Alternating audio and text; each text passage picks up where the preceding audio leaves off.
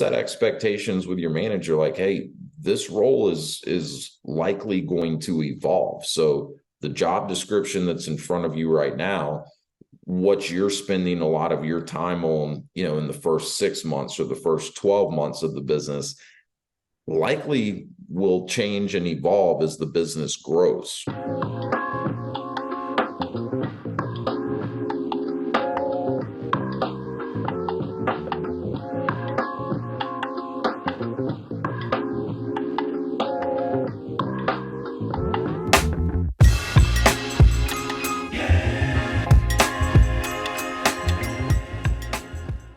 Hey, what's up? Thanks for dropping in with me for another episode.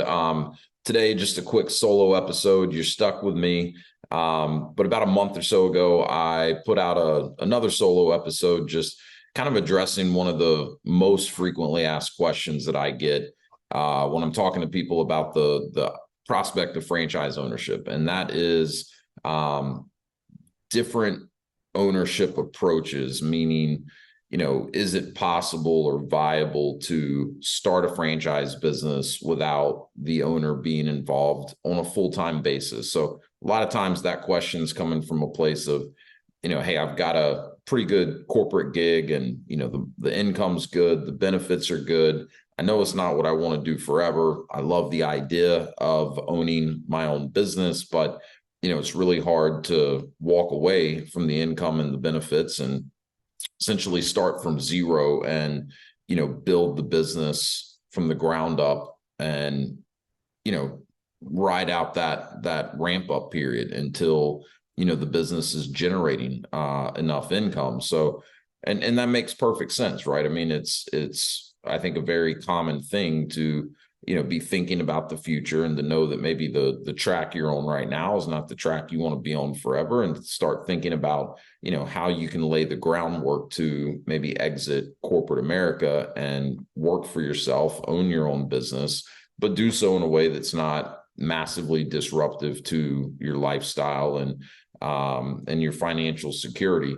So that's what I really addressed in that last solo episode. And I mentioned at the end of that I wanted to do a follow-up and actually share some examples from, one of the franchise businesses that my wife and I own that we started in a similar manner. In our case, we weren't employed, but we had two other businesses that we were already operating, both of which, really kept my wife and I busy in a full-time capacity. So when we started thinking about the idea of starting another franchise business, we knew that we needed to do it in a way that it wouldn't take either of our full-time attention and cause us to, take our eye off of the ball with these other businesses that were fairly successful and generating good income for us. We didn't want those businesses to go backwards, but there were some reasons that we were really interested in starting another franchise. So if you didn't catch that last solo episode, we'll post the link to that in the show notes if you want to go back and check that out. But really just wanted to share some real life lessons that we've learned over the last almost 3 years of, essentially starting, building, and running a franchise business without being involved in a full-time capacity. So, typically what you'll hear if you're researching franchise businesses is you'll hear that a franchise is maybe positioned as what they call a semi-absentee ownership model. You'll hear this referred to as an executive ownership model as well. Regardless of the terminology, all they really mean is, hey, you can hire a manager or a general manager or an operations manager to run the day-to-day of the business full-time for you as the owner, so that you don't have to be involved in the business full time. And so, some of what I addressed in the last podcast that I referenced is the fact that, look, in theory, any business can be run this way, right? It's really a manage the manager model. But the fact of the matter is, the reality is that not all businesses and not all franchises are going to be as ideal to start that way as others. And so go back and check out that last episode if you didn't, because I kind of unpacked that a little bit. But and I don't want to be too repetitive right here. But there are definitely franchises out there where, you know, you'll see that it's the more common approach for the franchisees, that they did start the business with a manager in place from day one, and they, as the owner, were not involved in a full-time capacity. And so sometimes what that looks like is, as the business grows and scales and, you know, does start providing more consistent income, then the owner can transition into more of a full-time role. A lot of times that makes it easier to walk away from a corporate job or whatever the case may be. But in other cases, the manager may never really have to transition into a full-time role, because, you know, they've got a good manager or even a team of managers in place that they can continue to rely on to manage the day-to-day, and those managers report up to them as the owner. So in terms of our personal experience, just a little bit of background. You know, my wife and I started our first franchise business in 2018. That business, my wife was really involved in it full time from the very beginning. So we did not start that with any sort of a manager in place. You know, that was my wife's full-time focus in the beginning, and, you know, really still is to this day. She's got a great team in place. So, you know, her time commitment to that business is a lot more flexible now, you know, 5.5 years later, than it was when we were first starting that. But it was almost 3 years ago, October of 2020, when we signed franchise agreements with the second franchise brand that we invested in, that, you know, we started with a manager in place. And so, you know, as we started looking at other franchise options, we knew that, you know, that was going to be the best approach for us, because, again, you know, my wife was really, you know, spending most of her time on our first franchise business. I had my consulting practice. We also have a young family, so a lot of responsibilities that go with that. We just weren't in a position, we didn't have the bandwidth for either of us to, you know, really focus full time on another business. But there were some things that were really appealing to us with the idea of starting a second franchise. We, you know, had some ideas around getting into a business that would be complementary in some form or fashion to the first franchise that we started. So those were kind of the two of the criteria that we were looking for, right? Something that would be complementary to our existing business, and something that was suitable to start with a manager in place day one. And I can tell you guys this: we've learned so much over the last, you know, 3 years. Some of it's been, you know, fun learning lessons, and some of it's been not so fun learning lessons. You know, we've definitely taken a few bumps and bruises along the way. We still own this franchise, but it's not gone exactly the way that we had anticipated. So I want to share just a few examples of things that I believe we got wrong.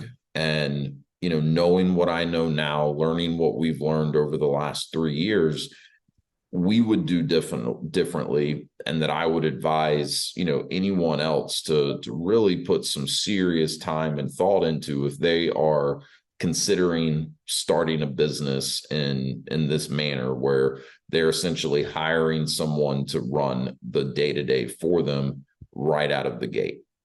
All right.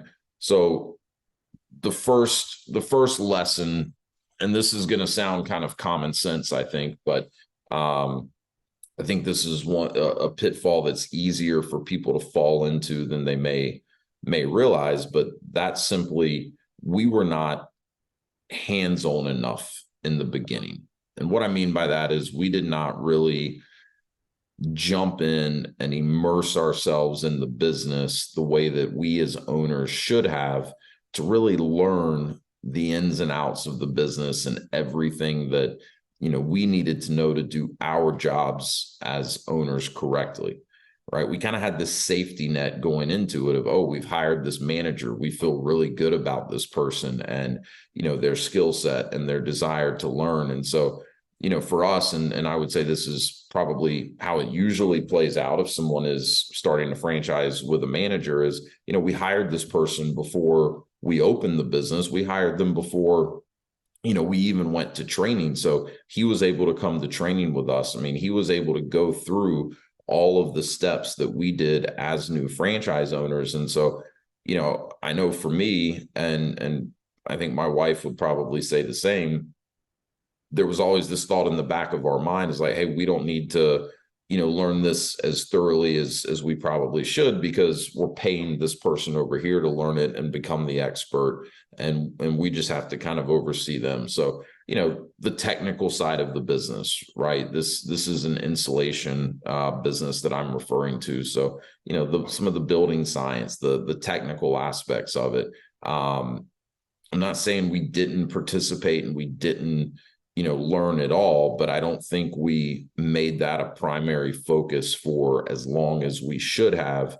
We kind of deferred a lot of that to our manager. And I think, looking back on it, that put us at a disadvantage for sure, especially, as the business grew and we ended up having to make some changes at the management level, which I'll go into more detail on later. So as common sense as that probably sounds, whether you have a full-time job or, you have another business or multiple businesses or just other responsibilities pulling you in different directions so that, you're not going to be running that business full-time when you launch it, make sure you block the time, ample time, to really dig deep and learn the business, get your hands dirty in the beginning. It doesn't have to be that way forever, but also just make sure that you're continuing to invest time in really learning the business and becoming an expert. And I think that will serve you very well long term and prevent the risk of you potentially getting handcuffed by a manager that knows so much more about the business than you do. So that's the first lesson. Really make the time to learn the business and become an expert, even if you're not going to be working in the business all day, every day. And I think going hand in hand with that is, don't give a manager too much rope. All right. Especially as the business starts to get a little bit more established, don't give them so much rope that you're not providing some oversight. I'm not saying to micromanage them. No high caliber employee is going to do well in a situation where they're constantly being micromanaged. And that almost defeats the purpose of having a manager in the first place. But, it's kind of the trust but validate mentality, right? And just have some good processes in place where you're able to, check and make sure that, the manager's doing the work that needs to be done, and they're doing it the way that, you as the owner expect it to be done.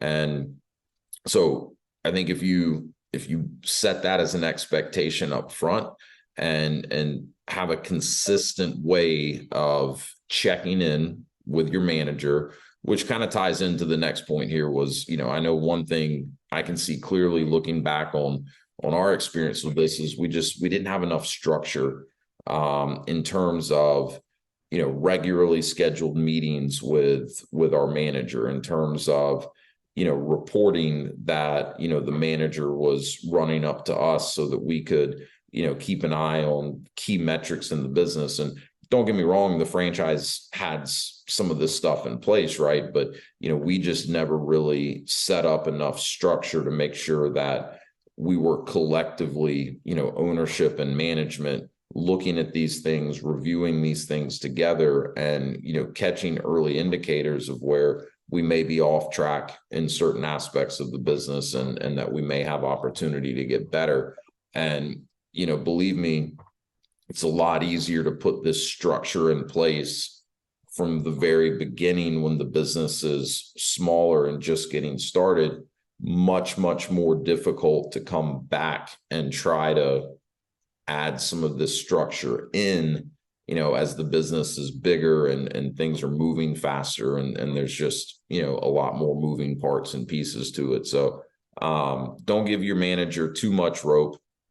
Don't micromanage them, but really put some good processes in place. Make sure there's good structure, with your manager, so that what they're doing and where they've got opportunity to get better, but also so that they know that you're paying attention and that you're invested in this just as much, if not more, as they are.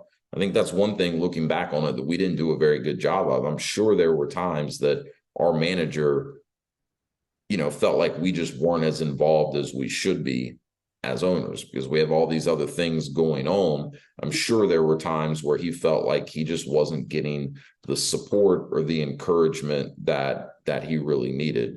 And so I'll tie that into the next, bullet point that I'd written down here, which is just, set clear expectations with your manager.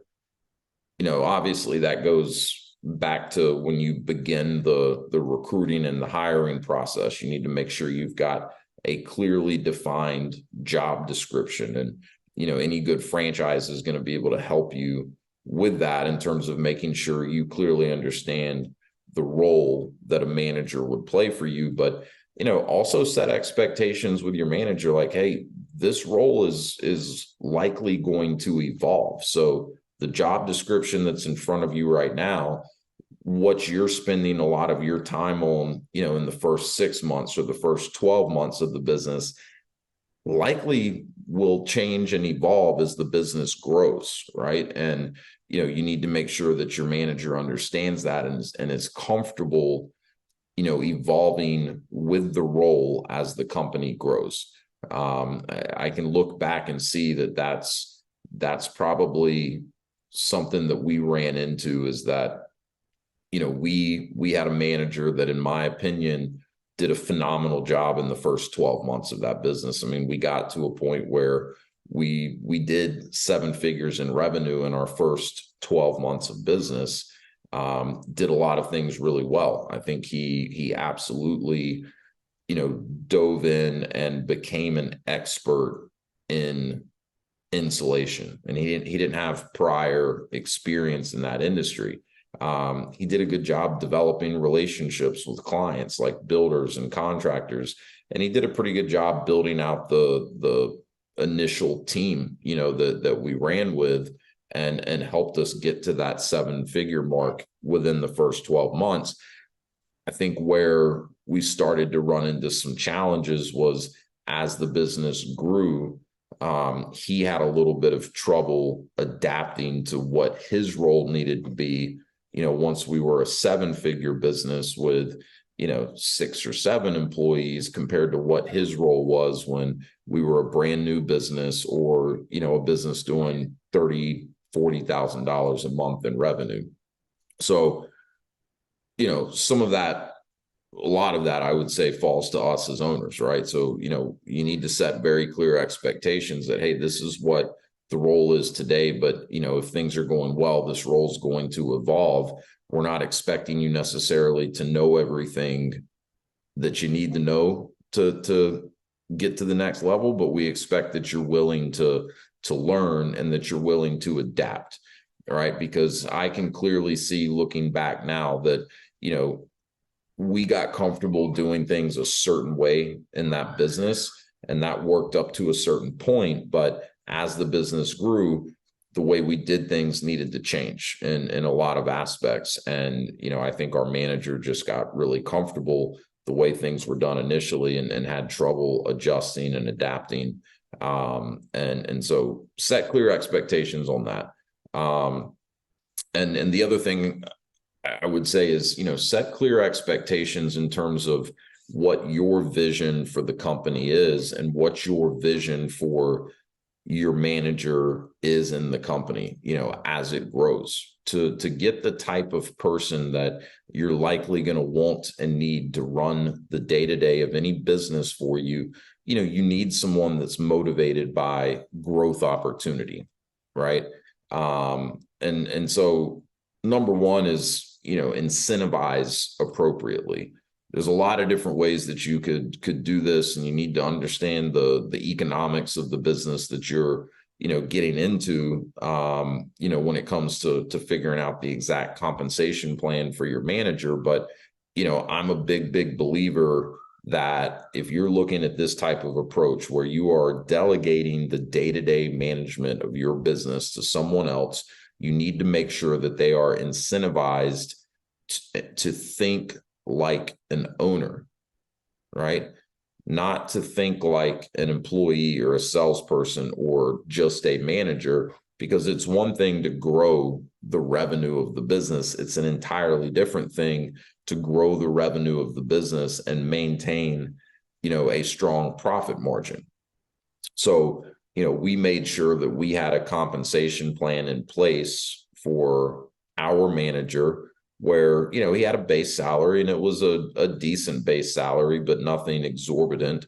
But he had the opportunity to earn considerably more than his base salary based on performance. And that performance was tied to, yes, revenue, but also tied to profitability. And the way we structured this was, he essentially had the opportunity to earn what I've always referred to as phantom equity, meaning that he could get paid as though he had ownership in the company, even though he didn't invest any money up front. And he was getting a salary, which we as owners have never taken any sort of a set salary in any of our businesses. We've always paid ourselves through distributions. And so, he had the opportunity to earn certain percentages of distribution rights based on, performance metrics that were tied to both revenue and profitability.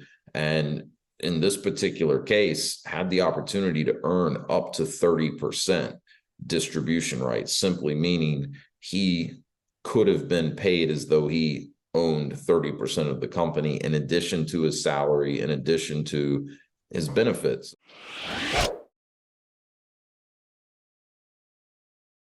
If you're listening to this podcast, then there's a good chance that you're looking to create more freedom in your own life. There's also a good chance that you realize that owning your own business can be a great way to take more control of your livelihood and create more of that freedom that we're all looking for.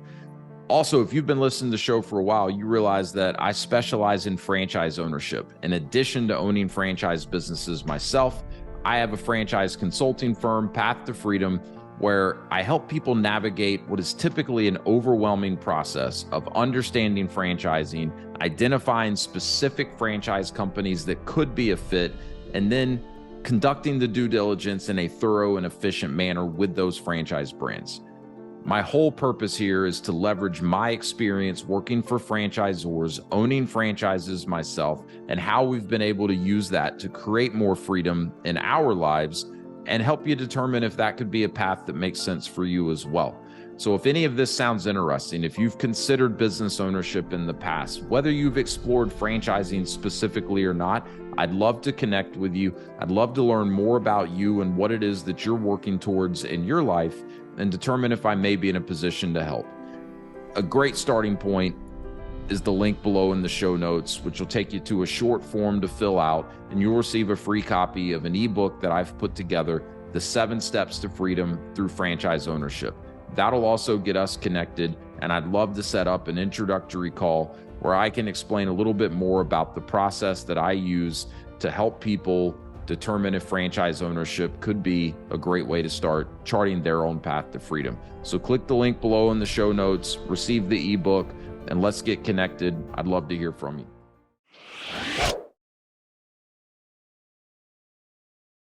There's a lot of different ways that you could structure this, right? My point here is just, think through this and make sure that you don't have someone that's just on a fixed salary and they don't really have any opportunity to earn more, but they know they're going to make at least a certain amount, because that may not really incentivize appropriately. but also, make sure they're incentivized to think like an owner and not just focus on the top line.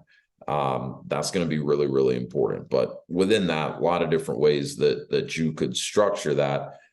But I think also, going back to setting clear expectations, make sure that your manager understands, again, what the long-term vision is and what you feel the potential for that business is. I mean, I remember sitting down with our manager shortly after we hired him and really laying out for him like a lot of the projections that we had put together for this business, and sharing with him the pro forma worksheets that we had put together. I wanted him to see that we were confident this business had huge potential long term, but also set realistic expectations that, hey, this isn't going to happen overnight. So, you're going to have a base salary, and, in all likelihood, because of the way your compensation plan is structured, you're not going to earn significantly more than your base salary in the first year. It will likely take 2.5, 3 years for you to max out your compensation plan in terms of, earning your full distribution rights. And then from there, it's a matter of continuing to grow the business, fine tune operations so that we're, maintaining, if not improving, a certain profit margin. But over time, if you do these things well, this is the potential. Right. And I also shared our vision with him that, this is likely not the last franchise company that we're going to get involved in. So, there could potentially be roles even larger than managing just one operation for us down the road. So I wanted to really paint this picture for him, and none of it was BS by any means. I mean, we had done the research. We were very confident in the business opportunity. We were confident in his ability, but I can look back on it now, and I think that, maybe I didn't do a good enough job setting expectations in terms of how long it was going to take for him to really start realizing, some of the additional compensation that he could qualify for. And I think I also probably didn't do a good enough job setting expectations that, like, hey, none of this is guaranteed. Right? It's the whole reason we've got the comp plan set up like that, is you have to earn it. Right? And a profitable business is not going to just fall into your lap. It's not going to materialize overnight. There's a lot of hard work and time that has to go into it. And this all ties into, some of what I've touched on already, which is just,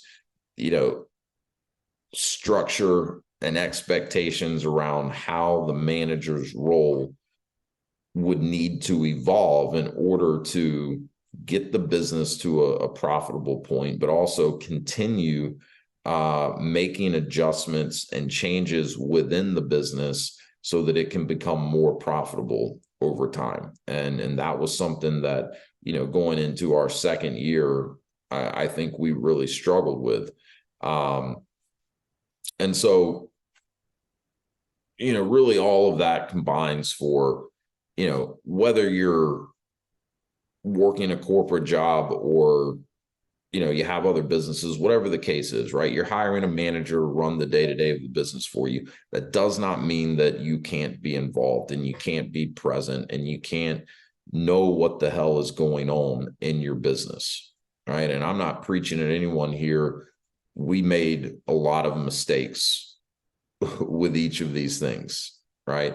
And I know some of this sounds common sense, but when you're in the thick of it and, you've got all these other things that are, pulling your attention in different directions, it can be pretty easy to get less and less involved and just kind of say, hey, I've got a manager in place. They seem to be doing a pretty good job with everything, looking at the business without, being highly involved and digging too deep. It looks like things are going pretty well. Because at some point it can almost get uncomfortable, to dive in deeper if you've not been that involved for a while, right? Your manager can start to feel like maybe you're starting to micromanage. If you haven't been micromanaging up to that point, now all of a sudden you're trying to get more involved.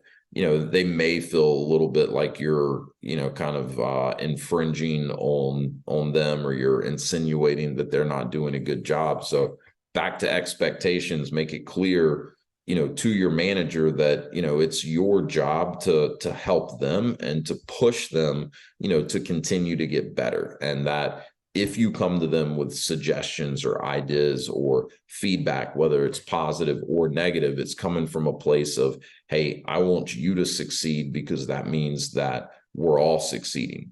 All right. You don't want that to come from a place of, you're insinuating to them that they're doing a crappy job, and they're letting you down, because that can really motivate someone. But that's hard to do if you haven't been doing that consistently, and if you didn't have the structure and the processes in place for, these regular meetings and check-ins. And so, if you've done all of these things well,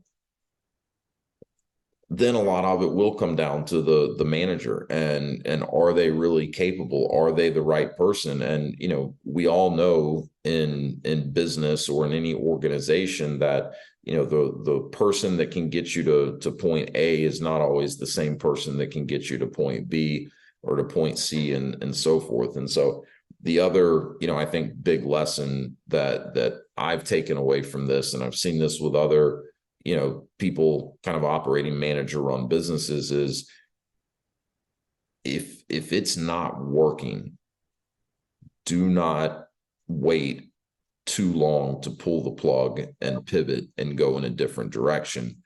Again, sounds common sense, totally different when you're in the thick of it, right?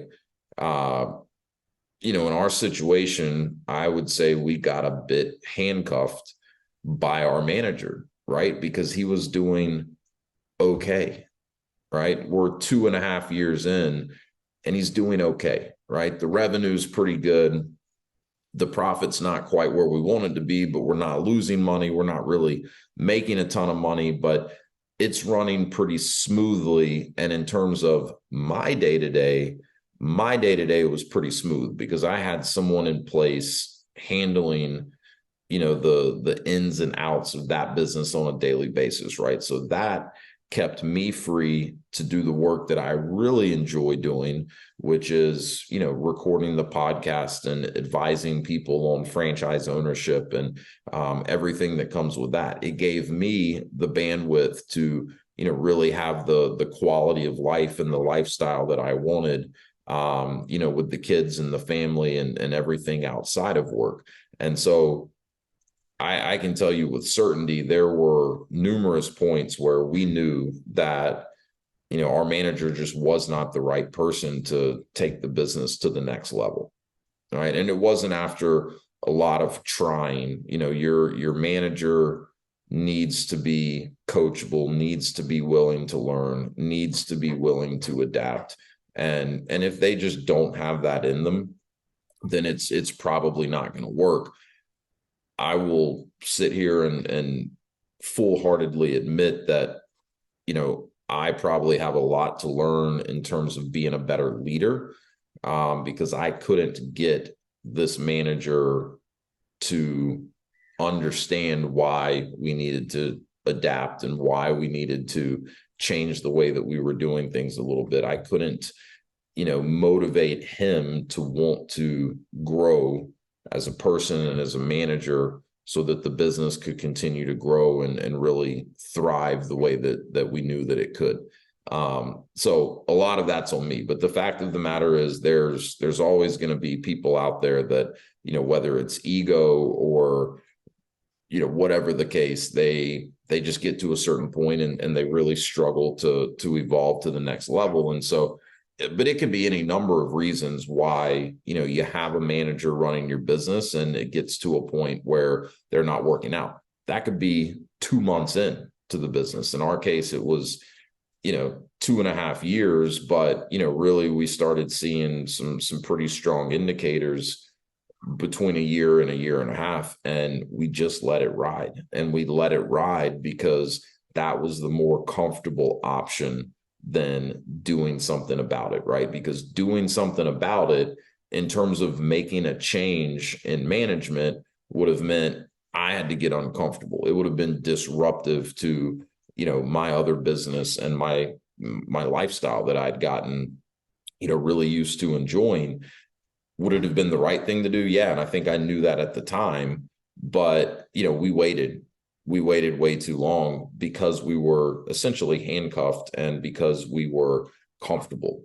The business was doing good enough, but certainly not great, right? And what do they always say? The enemy of great is good enough. And, we definitely fall into that. I think a lot of business owners that are, leveraging a manager fall into that pitfall. And so if you're seeing the early indicators that, your manager's not a good fit, or, they just need to do things differently, do your best to address it first. And this is where, if you've, been more hands-on in the beginning and learned, you're going to, just be more knowledgeable of the business. You're going to have a better idea of where there are opportunities to get better. And, you're going to know what your manager's telling you, if it's legitimate or not, right? Are they blowing smoke, or, are they accurate in some of the challenges that they may be sharing with you that they have? And structure and process. I can't emphasize that enough. I mean, the more of that you set up from the beginning, the easier it's going to be to realize if there's an issue with your manager, and you're probably going to be in a much better position to try to, coach them up and get them to where they need to be. But if none of that's working, cut bait sooner rather than fast. They always say hire slow, fire fast, and it's very true. But in order to do all that, you've got to have, kind of a plan B, right? So again, whether it's 2 months in, 6 months in, a year in, 3 years in, you've had a manager running the business for you. Now they're not working out. You need to make a change. What are you going to do? If you haven't put any thought into that at all up until you get to that breaking point where you need to make a change, chances are you're going to kick the can, kind of like we did. You're going to delay, or it's going to be highly disruptive, right? So if you're in the boat where, you have a full-time corporate job and you've started a franchise and you have a manager running it for you, before you commit to anything, you need to put some serious thought into, okay, what happens if the person I hire to run this doesn't work out? What are my options, and how do I replace that person, keep the business going while I'm looking to replace them? So is that you jumping in full time and, keeping things running until you're able to find a good manager to bring on?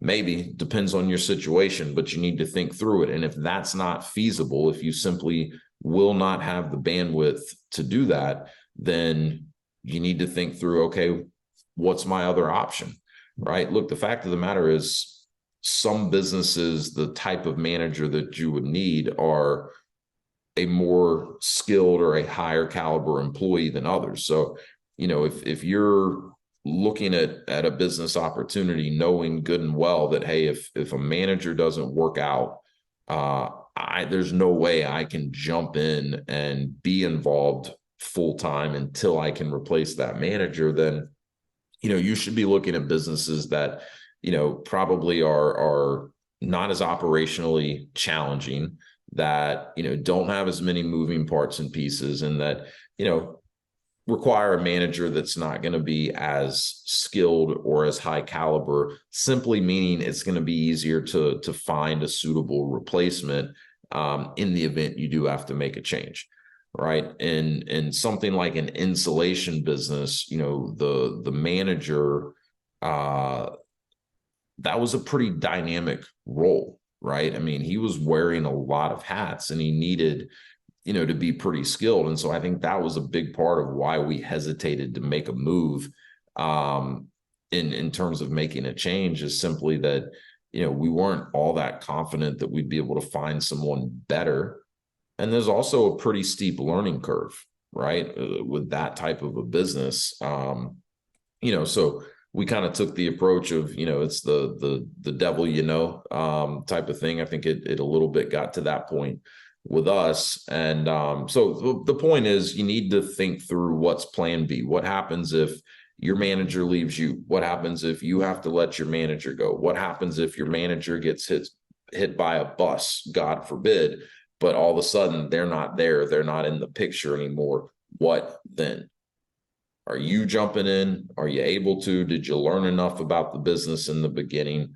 And if none of that's an option, then what does that look like? When we ultimately parted ways with our manager, and it ended up being mutual in this case, right? I mean, we didn't actually fire him. I think he got burned out, and I'll tie that back into the setting clear expectations and making sure that they're incentivized appropriately. Maybe there were some things we could have done differently with our compensation plan so that he could have some financial wins a little bit earlier. I don't think we were involved enough, right? So I think he probably felt like he was on an island at some times, and that he wasn't getting the support. And then when we would try to get more involved and check in on things and try to help and try to point out areas where we saw opportunity, that wasn't always well received. But I can kind of, I guess, put myself in his shoes and understand why. If for a period of time we're not highly involved, and then all of a sudden we're trying to get more involved, that could easily be interpreted as just we don't think he's doing a good job. And all this time he was a hard worker. It was really just that lack of being able to evolve as the business grew and evolved that ultimately ended up being why it didn't work out. So I know I'm kind of rambling here. These are just as I reflect back on the last 3 years, some big lessons that we've learned and that I know will help us personally going forward, when it comes to the businesses we own today, any businesses we get into in the future. I'm not here to say that you can't start a franchise business and hire someone to run it for you from the beginning. But these are the things you need to really think through.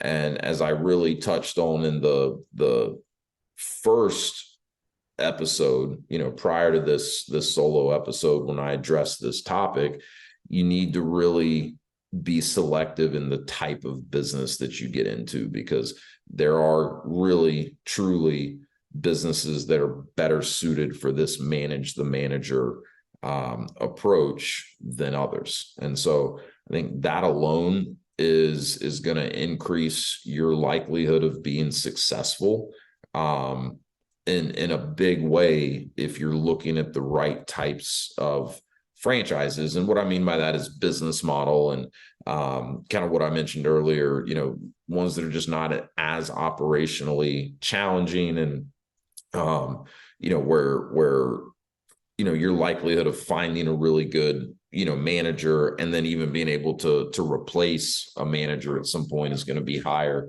And you've got maybe a little bit of a deeper talent pool. So, I mean, I hope some of this is helpful. I'm always happy to talk with anyone that's considering franchise ownership, has questions about it. I really love getting to know people and understanding where they are, where they're looking to go, and how business ownership could potentially help them get there. And then just strategizing on, what are some of the different approaches that they could look at, because, it's probably one of, if not the biggest thing that holds people up from actually, making a move to get into business for themselves is, how do I get started? Right? It's a very difficult thing, and understandably so, to say, okay, I'm going to quit a good paying job, even if I don't love it, even if I don't, get excited about the idea of doing it for another 5-10 years, whatever.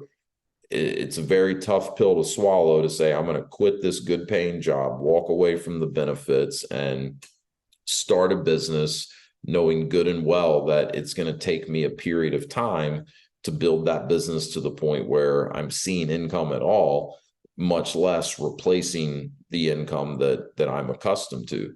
So that's a big question for people. And I think a lot of people just get to that point and they stop. So look, there are ways to do this. You just need to be smart about it. It's a lot of different things you need to think through, and a lot of different things you need to calculate, but totally doable. People have done it all the time. People have done it much more successfully than we have up to this point. So, I hope hearing a little bit of some of the lessons that we've learned is helpful. And I'm an open book, guys. I'm happy to share, any of our wins, any of our losses, anything that we've done wrong that hopefully others can learn from. That's a big part of why I do this podcast. So send me a note, or get in touch with me. My email's in the show notes. There's a link to my calendar in the show notes. So would love to talk to you if you have questions about franchise ownership and different possibilities for you to start charting your own path to freedom. So thanks everyone for dropping in. We'll be back next week with some good interviews. So appreciate you tuning in, and share this with anyone else you think may get value from it. Thank you.